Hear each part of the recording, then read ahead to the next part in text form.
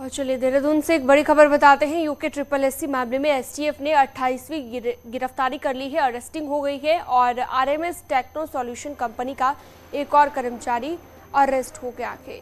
आरोपी विपिन बिहारी को सीतापुर उत्तर प्रदेश से गिरफ्तार किया गया।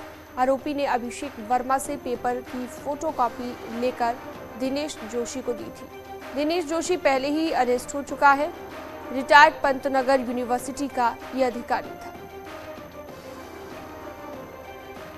तो अब 28वीं गिरफ्तारी हो गई है, 28वीं अरेस्टिंग हो गई है। लगातार एक के बाद एक कई खुलासे और एक के बाद एक कई गिरफ्तारियां। सत्येंद्र बर्तवाल हमारे साथ लाइव जुड़ गए हैं ज्यादा जानकारी के साथ। सत्येंद्र, अब क्योंकि 28वीं गिरफ्तारी हो गई है तो अब ऐसे में मामला लगातार बड़ा बनता जा रहा है। इससे पहले भी हमने देखा कई खुलासे इस मामले को लेकर हो चुके हैं। सत्येंद्र बर्तवाल, आपसे ये समझना चाहेंगे कि जो आरोपी गिरफ्तार हुआ है ये कहां से था और कैसे ये गिरफ्तारी हुई, कैसे एसटीएफ के हाथ ये एक और बड़ी कामयाबी लगी?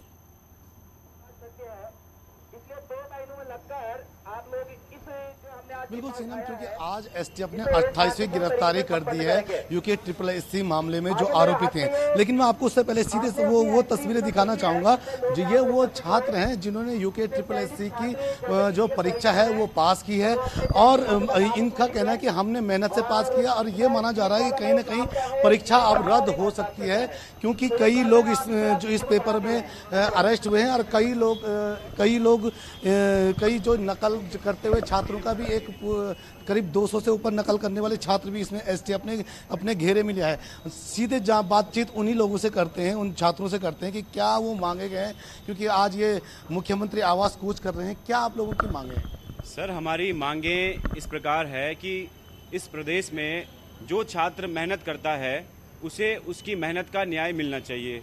हमारे मुख्यमंत्री जी ने जो भ्रष्टाचार को खत्म करने के लिए जो ऑपरेशन जीरो बिल्कुल क्लीन आउट किया हुआ है वो बहुत ही अच्छा कदम है। ये तो भ्रष्टाचार के लिए आपका कदम हुआ, लेकिन दूसरा कदम जो है, जो जिन्होंने मेहनत की है, मेहनती छात्र जो हैं, उन्हें उनकी मेहनत का न्याय प्रतिफल मिलना चाहिए। तभी जाके पूरे प्रदेश में एक अच्छा संदेश जाएगा।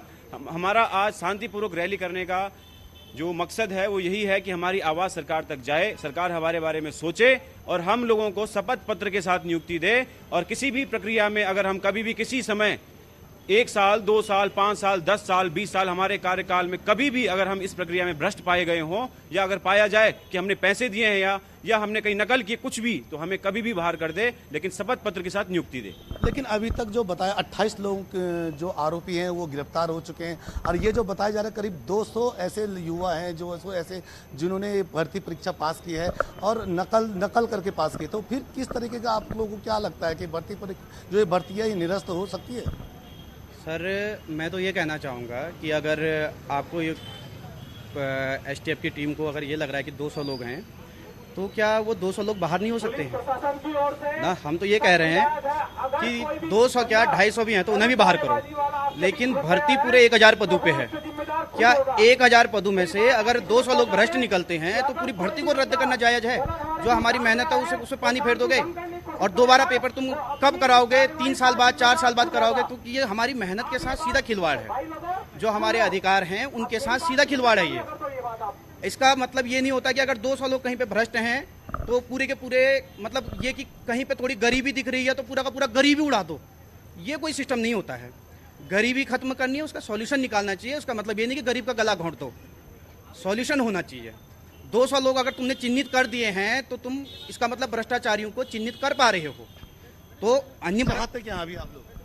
हम ये चाहते हैं, हम तो बिल्कुल ये चाह रहे थे सर। हम जिस दिन डॉक्यूमेंट वेरिफिकेशन के लिए भी गए थे उस दिन भी हमने अपने सचिव महोदय को, अपने अध्यक्ष महोदय माननीय यूके SSS, उनसे ये कहा था कि सर इसमें जांच होनी चाहिए, इसमें हैं फर्जी लोग हैं।